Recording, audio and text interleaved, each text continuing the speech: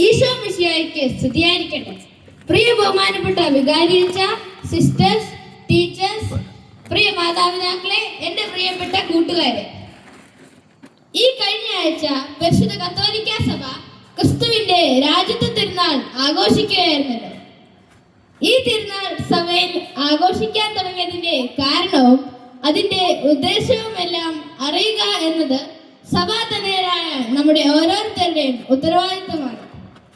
ഒന്നാം ലോക മഹായുദ്ധത്തിന്റെ അവസാന വർഷങ്ങളിൽ തങ്ങളുടെ രാജ്യത്തിന്റെ ഭരണാധികാരിയാണ് ലോകത്തിലെ ഏറ്റവും വലിയ രാജാവ് എന്ന് സ്ഥാപിച്ചെടുക്കാനുള്ള ജനങ്ങളുടെ പരിശ്രമങ്ങൾക്കിടയിൽ 1925 11-ാം പ്യൂസ് മാർപ്പാപ്പ തന്റെ ചാക്രിക ലേഖനമായ ക്വാസ് പ്രീമാസിലൂടെ സാർവത്രിക സഭയിലുടനീളം ക്രിസ്തുവിന്റെ രാജ്യത്വ തിരുനാൾ പ്രഖ്യാപിച്ചത്.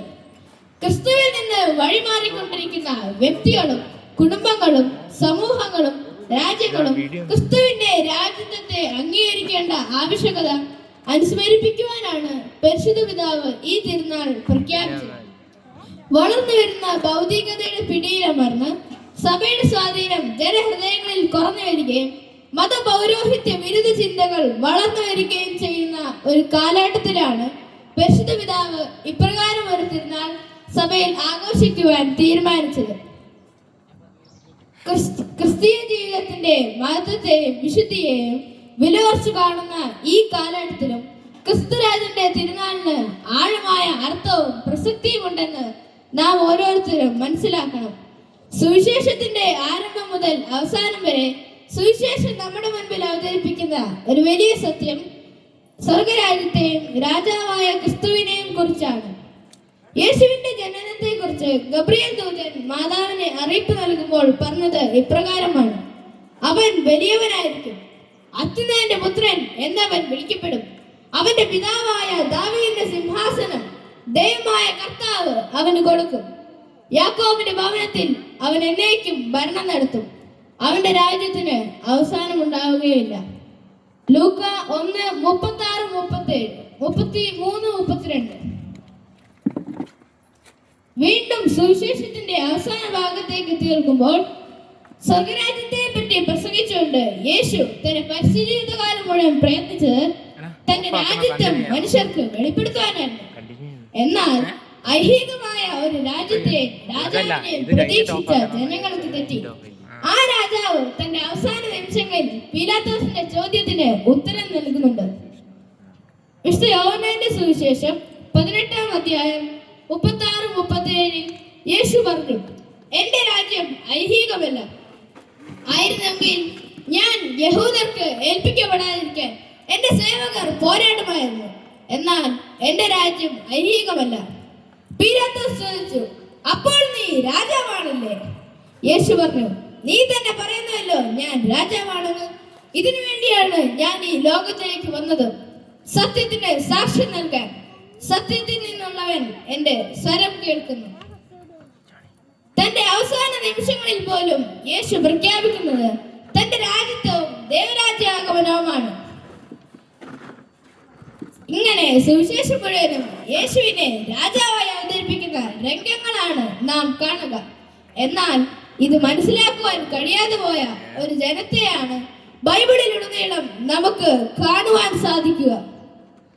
തിരുസഭയിൽ നമ്മൾ ആചരിക്കുന്ന എല്ലാ തിരുനാളുകളും കഴിഞ്ഞുപോയ രക്ഷാകര സംഭവങ്ങളുടെ അനുസ്മരണങ്ങളാണ്. എന്നാൽ ക്രിസ്തുരാജന്റെ തിരുനാൾ വരുവാനിരിക്കുന്ന ഒരു മഹാസംഭവത്തിന്റെ മുൻകൂട്ടിയുള്ള അനുസ്മരണമാണ്.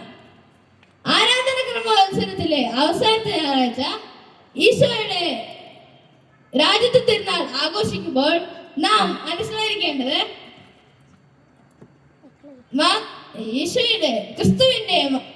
ഈശോയുടെ മാത്രമേറിയ രണ്ടാം ആഗമനവും അതോടൊപ്പം സ്ഥാപിക്കപ്പെടുന്ന ക്രിസ്തുവിന്റെ നിത്യമായ രാജ്യത്വം ആണ്, ദൈവരാജ്യാഗമനവുമാണ്. ഇന്നും വിശുദ്ധ കുർബാനയായി തീർന്നുകൊണ്ട് നമ്മുടെയൊക്കെ ജീവിതങ്ങളിലും ഹൃദയങ്ങളിലും രാജാവായി മാറാനുള്ള കൊതിയോടെ നിത്യ രാജാവായ ഈശോ കടന്നു വരുന്നുണ്ട്. എന്നാൽ ഈ രാജാവിനെ യഥാർത്ഥ സ്നേഹത്തോടും വിശ്വാസത്തോടും കൂടെ സ്വീകരിക്കാൻ നമുക്ക് സാധിക്കുന്നുണ്ടോ? അതോ ഒരു കൂട്ടം ജനതയെ പോലെ അവനെ രാജാവായി ഏറ്റുപറയാൻ നാം പരാജയപ്പെടുകയാണ് എന്ന് നന്നായി ചിന്തിക്കേണ്ടിയിരിക്കുന്നു. യേശുവിനെ രാജാവായി സ്വീകരിക്കുമ്പോൾ നമ്മുടെ മേലുള്ള പൂർണ്ണ അധികാരവും സ്വാതന്ത്ര്യവും നാം അവിടത്തേക്ക് നൽകേണ്ടിയിരിക്കുന്നു. അപ്പോൾ നമ്മുടെ ഇഷ്ടങ്ങളല്ല അവിടുത്തെ ഇഷ്ടങ്ങളാകണം നമ്മുടെ ഇഷ്ടങ്ങളും സ്വപ്നങ്ങളും. അപ്പോഴാണ് നമുക്കിങ്ങനെ പ്രാർത്ഥിക്കാൻ സാധിക്കുക. രാജാക്കന്മാരുടെ രാജാവേ, നിന്റെ രാജ്യം വരേണമേ. നേതാക്കന്മാരുടെ നേതാവേ, നിന്റെ നന്മ നിറയണമേ. ക്രിസ്തുരാജന്റെ തിരുനാൾ മംഗളങ്ങൾ എല്ലാവർക്കും ഏറെ സ്നേഹത്തോടെ നേർന്നുകൊണ്ട് thank you all. Thank you Jesus. വിവാ ക്രിസ്തു റേ.